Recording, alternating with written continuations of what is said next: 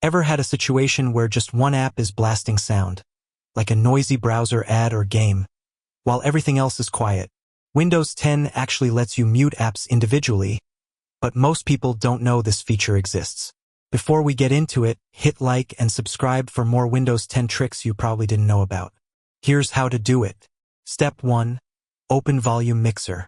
Right-click the speaker icon on your taskbar. Choose Open Volume Mixer. You'll see volume sliders for every app that's currently playing audio. Step 2. Mute the app. Find the app you want to silence, whether it's Chrome, Spotify, a game, or anything else. Drag its volume all the way down to 0. Or click the mute icon underneath the app. That app will now be silent while everything else plays normally. Step 3. Use it smartly.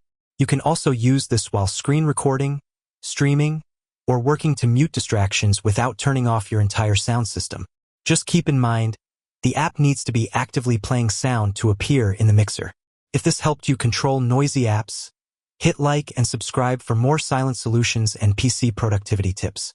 If you found this video helpful, give it like and hit subscribe button and press bell icon for more tech videos like that. And if you faced any issue, you can comment down in comment section. I will help you. Thanks for watching and see you in the next one.